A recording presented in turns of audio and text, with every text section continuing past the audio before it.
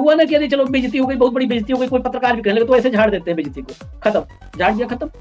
असली जो फजीहत होगी, अब वो चाहे भाजपा में रहें और चाहे न रहें चंपई सोरेन, लेकिन जो है चंपई सोरेन का बाबूलाल मरांडीकरण कर दिया भाजपा ने। अब वो कहीं से भी बाबूलाल मरांडी, भाजपा में क्या स्थिति है प्रदेश अध्यक्ष मत देखिए, बड़ी दयनीय स्थिति है। तो बाबूलाल मरांडीकरण कर दिया है अब चंपई सोरेन का। तो इस पूरे एपिसोड में अगर किसी ने खोया है तो सिर्फ चंपई सोरेन ने। झारखंड की सियासत पर नजर रखिए, अभी भी डेवलपमेंट जारी है। इजाजत ही रोटी खाएंगे लेकिन गुरु जी के साथ ही रहेंगे। जो बीजेपी का ऑपरेशन था ना, वो ऑपरेशन डगमगा गया है, झारखंड वाला ऑपरेशन। हालांकि चंपई सोरेन अब काफी आगे बढ़ चुके हैं। अब बहानेबाजी कुछ भी करें लेकिन काफी आगे बढ़ चुके हैं।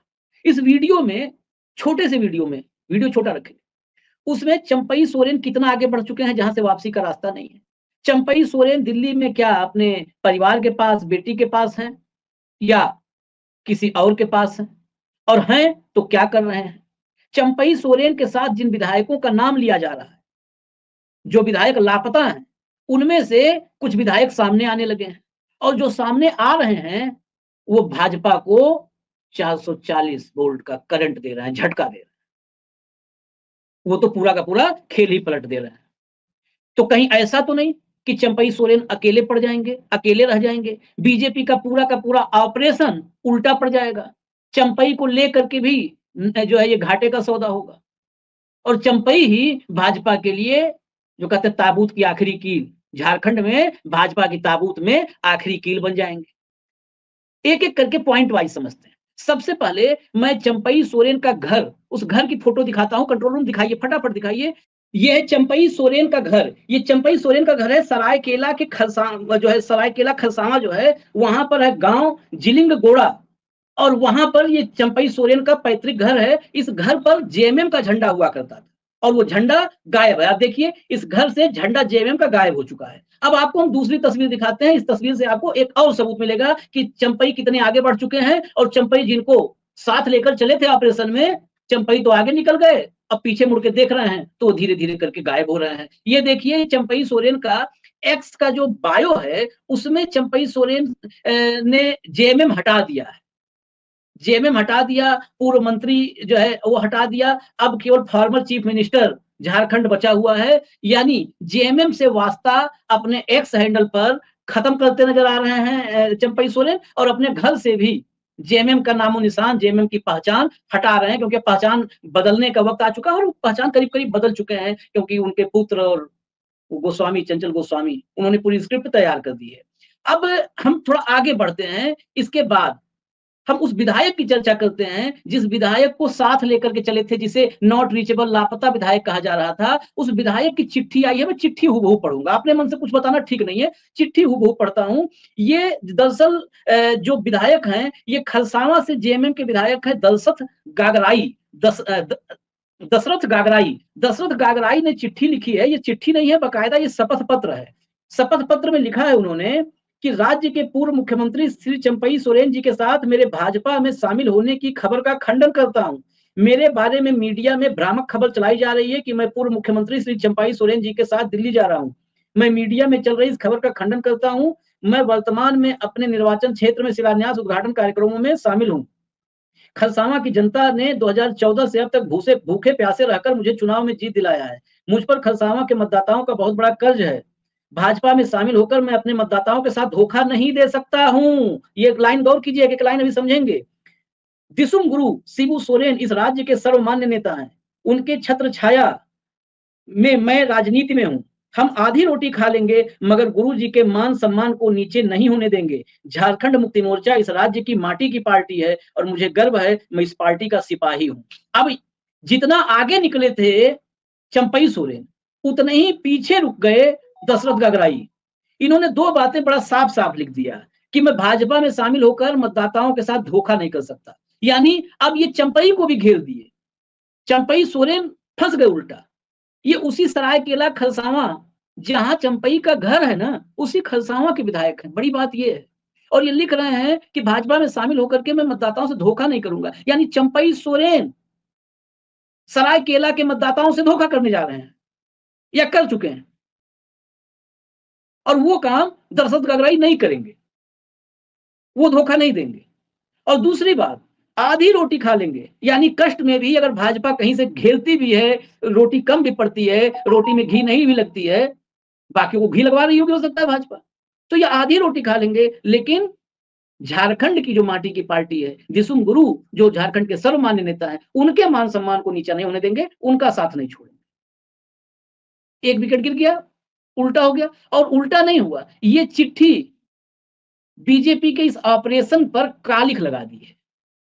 ये जो शपथ पत्र आया है, ये अभी शुरुआत है, अभी नॉट रीचेबल लोगों में से ये पहला शख्स, पहले विधायक हैं जो नॉट रीचेबल से रीचेबल हुए हैं। ये आए हैं नेटवर्क कवरेज एरिया में, और आते ही इन्होंने ध्वस्त कर दिया। अब आते हैं जो है इनके कार्यक्रम पर, चंपई सोरेन के।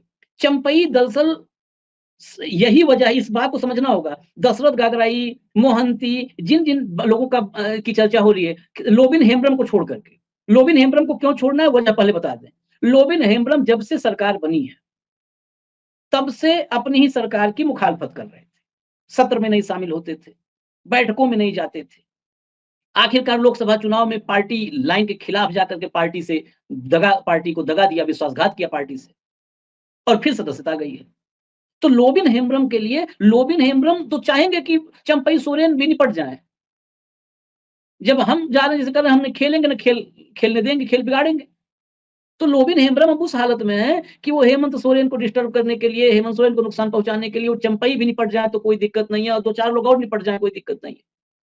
तो हाँ, लोबिन को हटा दीजिए, बाकी लोबिन के अलावा दशरथ सामने आ गए, एक मोहंती जी हैं, ये लोग अब पीछे नजर आ रहे हैं और चंपई फंसे नजर आ रहे हैं। शायद इसीलिए जो चंपई का बयान आया, जिसे गोदी मीडिया ने और बाकी मीडिया ने सतही तौर पर यह दिखा दिया कि उन्होंने कहा नहीं, नहीं जी, हम तो बेटी के पास आए हैं, मिलने आए हैं।